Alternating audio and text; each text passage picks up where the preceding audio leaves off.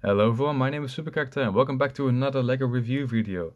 Today we've got something different. My previous sets have always been rather large, from things like Talk 2 to the Char 2C, which are just massive. But today we've got a small armored car, and this is of course the Italian R3, what's the name again? Capraia. I really hope I pronounced that right, because I'm terrible with the Italian names. So let's get into the history side of things. So the R3.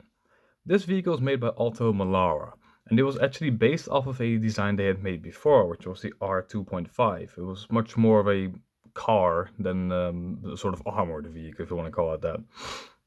The R3 actually reused a lot of parts from the R2.5, like the wheel layout, the internal layouts, but it pretty much received a completely new body which was fully armored. I think the armor ranged up to 35mm of effective armor, I think mostly on the front slope and things like that.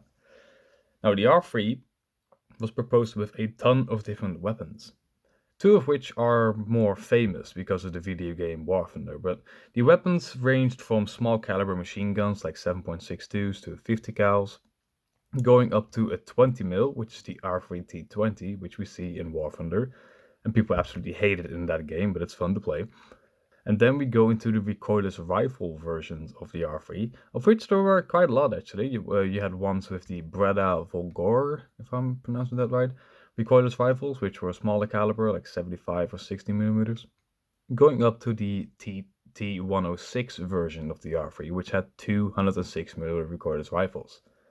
Now, because of War Thunder, two of these vehicles are more famous than the others, which is the T20 with the 20mm and the T106 with the two recoilless rifles. I will say the T20 was actually built in real life, you can find photos of it. The T106 with the two recoilless rifles was not, but it was a proposed design. People online like to speculate that the entire design is fake and that Gaijin made it up for War Thunder, but no, it is a real design, it was just never built.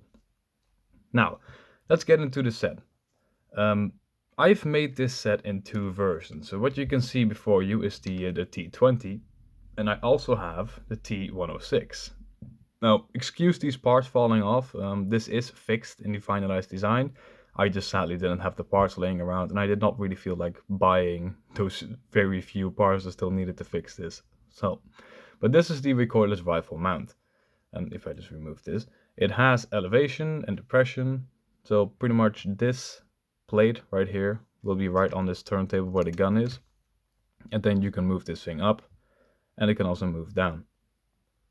So we've got the two variants, the T20 and the T106, and both of them also come in a dark bluish gray version.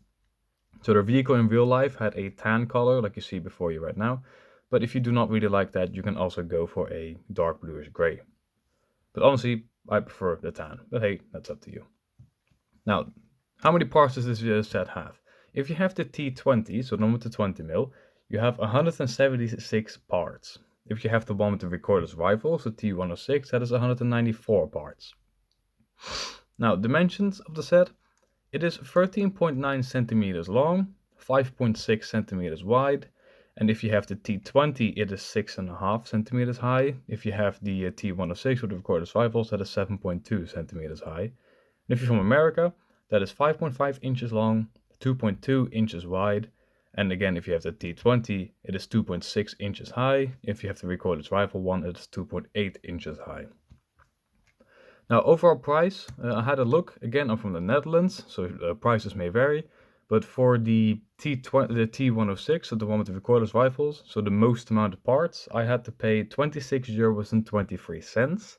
But that usually excludes shipping costs. So I think in the end it would have been 30 to 35 euros.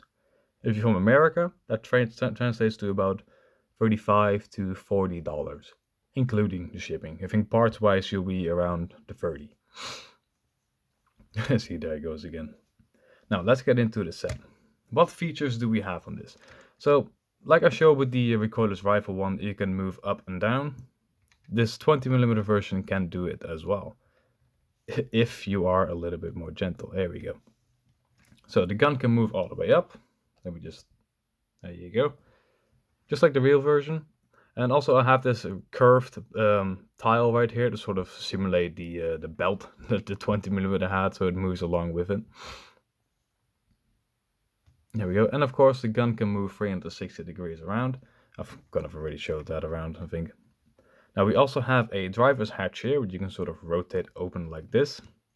And then, well, that's about it for the outside features, but about the driver's hatch, let's actually get into that. So if we just if you grab it right here, we can we can pop the entire top off. And now we get into the cool stuff. So if I get a minifigure here, this is a Japanese soldier, I did not have an Italian one laying around, and we get him into his seated position, and we get the arms just straight down, we can put him inside of the vehicle. And while he is inside, I broke the gun off, but oh well, we can still get the top on, even though his head is not really cooperating. There we go. So if I just remove this side panel right here, you can see that you have enough room for a driver inside the vehicle. Now there is also some more room behind the driver, but not enough to actually put a minifigure in there. This I was extremely limited in size when it came to this set, and I at least wanted to try to get driver in. That worked, but getting a commander or more other minifigures in, that was just not going to work, sadly. Now you can also do one other thing, which is put the minifigure standing up, but this is a bit more tricky because it technically does not really fit. I just wanted to try to get that done. Yeah, so if you get him, let's just remove this side again. If you get his legs standing up on the two studs, sort of behind on the 2x2, and you lean him forwards, you can actually get him to stand up inside of the vehicle. And then of course you gotta get the hatch out of the way. Let me also put the gun back. It looks boring without the 20mm. There we go. So you can get a driver in there in a standing up position, although he will be looking downwards a bit like this, or you can get him in a seated position. I think most of the people will just be using the seated version, which is what I'm going to do as well. But yeah, other than that, features wise of this vehicle, there really isn't a whole lot. You see me move him around from time to time. It runs really smoothly. Also, if you think the wheels don't really look good, I know about the trick of getting the smaller rims and then another rubber wheel around it. I know that trick. I tried it, but it actually is a little bit too wide. So the rubber wheels collide with this 1x6 tile and this wedge at the back. So that was the only way for me to actually get the larger wheels in while I could also still move around. There we go, get this one back. And the hatch. There we are. So yeah, that is the Lego R3. So yeah, it was nice to do this one. I think I'm definitely going to make more smaller sets in the future too. Because sure, making the big sets is fun, but I think most people are interested in sets like these that only cost, well, below 50 euros or $50. I don't think a lot of people are looking for sets that cost easily into the 100s. But yeah, that is it for this video. The instructions for this set will be sold on the BRICKmeetsDESIGN website. The BRICKmeetsDESIGN is just a group of designers just like me that sell our Lego instructions on our own website. This just gives us freedom to do whatever we want really, and to actually develop our own website and get some more advertising going on. So like I said in the beginning, there will be two versions, the R3 and the one with recorded rifles, and each of those two will also be available in a dark bluish gray color. Again, you will only be buying the instruction manual. You will have to buy the bricks yourself, but when you buy the instruction manual, you also get a brick, like a parts list along with it, so you can easily buy all the parts on websites like Bricklink. I really recommend Bricklink for buying the Lego parts. Also be sure to check out my Patreon page. If you support me on Patreon, you get access to my work in progress stuff. So if you were following me on Patreon, for example, you would have known that I was already making this one about a week ago or 2 weeks ago, because I post my work in progress stuff there. And if on Patreon is also a much more direct way of talking with me. And if you want me to make a certain Lego set, you can always request that. But if you're a Patreon supporter of mine, I will definitely take that a whole lot more serious and make that before I make anything else. Well, that is it for today. I hope you all have a wonderful day. Like the video, share the video, built the Lego set. Again, it's really cheap, it's very small. It was very tricky to get all the shapes done.